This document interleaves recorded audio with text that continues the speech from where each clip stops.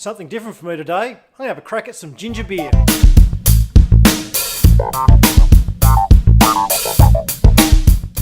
G'day guys, Beer Healer here and welcome back to the shed for another edition of Home Brewing. Now today something a little bit different. I was in the local home brew store this morning grabbing some grains for my brew on Monday, and I was having a bit of a chat with Jeff and Matt from HomeBrewHQ, who have a great little shop and also a bit of an online presence, so check them out on Facebook.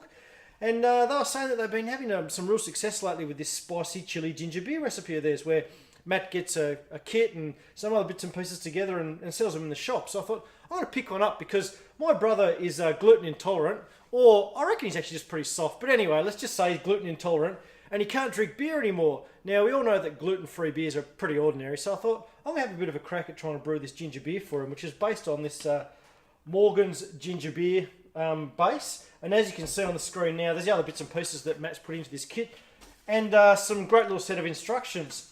Seems pretty simple, so I'm going to have a bit of a crack at it and follow along. But most of all, I'd love for any of you other guys out there that brew ginger beer, let me know what you make, and I'd love to know some more about it, because I think this might be the first of many to help out the older brother. Let's get started then. So I've done the absolute un-Australian thing, and I've actually read the instructions for this.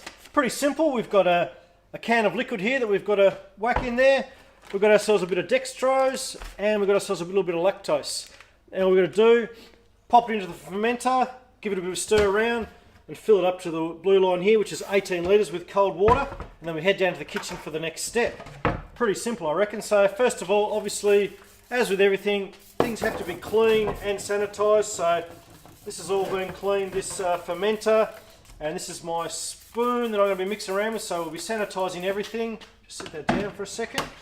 Let's get the liquid. You can see here, smells quite nice and gingery, would you believe? So we tip that in, make sure that goes in there, nice. My apologies guys, one thing I didn't mention is before we actually top it up to the 18 litre mark, we need to put 3 litres of warm water. Here's a container to start this thing going so we can mix everything around. So there goes the warm water, here goes the dextrose, in it goes, easy as pie. Here goes the lactose, all in there, smell nice and sweet. And we'll just give this spoon another spray of the sanitizer, mix it around, and it's all mixing together quite nicely. Just make sure we don't have any lumps or anything going on in there. We don't want that to ruin this beer for my brother. That'll be the worst thing. Shout out to my brother today, actually, by the way, it's his birthday. 40 odd, something like that, so think of this as his birthday present. So now we're going to top this thing up with cold water that's filtered out of the tap in nice clean buckets. Got to keep things clean in the brewery, don't we all know that?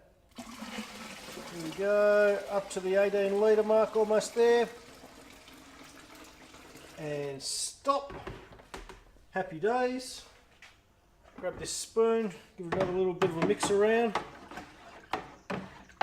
And there we go. Now we'll head down to the kitchen for the next step.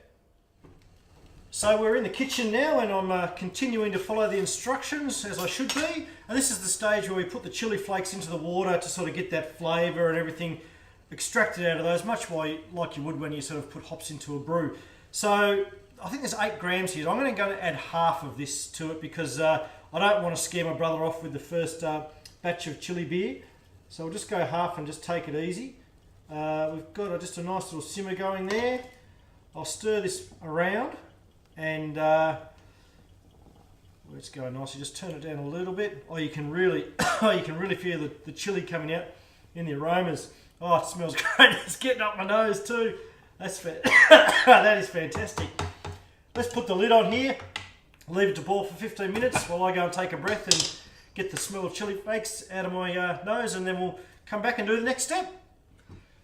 So while we're waiting for those chili flakes to keep on boiling, the aroma in this room is sensational. They just smell fantastic. I've got some water in a glass here at around about 20 degrees so that we can do our yeast starter. So we've got the yeast in a little sachet. We'll open her up and put it all in.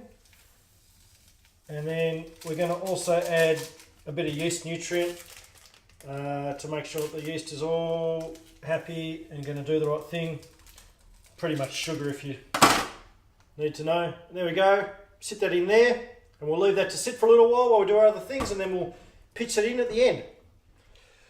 So now the chili has finished infusing into that boiling water. We've let it cool a little bit and we'll get it ready to pour into the fermenter. But first of all, we need to put it into our jug here and make sure we don't put the chili flakes in as well. We've got a strainer going, so we'll tip it in, see how it comes out.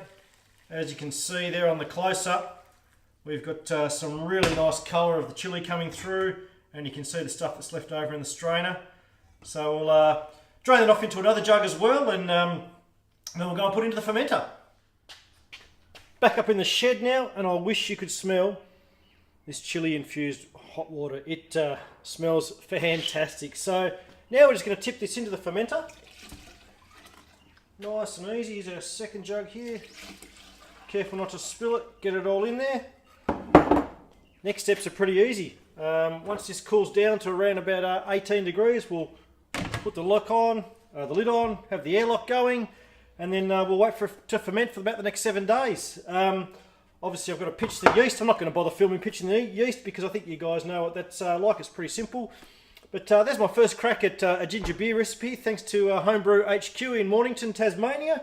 Thanks very much, Matt and Jeff, for the help out there. If any of you guys have got other ginger beer recipes that you think might be worth a try, give us a shout out, leave a comment or whatever. I'd love to hear it because, as I said before, I think this might be the first of many for that brother of mine who is too much of a wuss to drink beer these days. But until we talk again in the Beer Healer Shed, cheers to great ginger beers.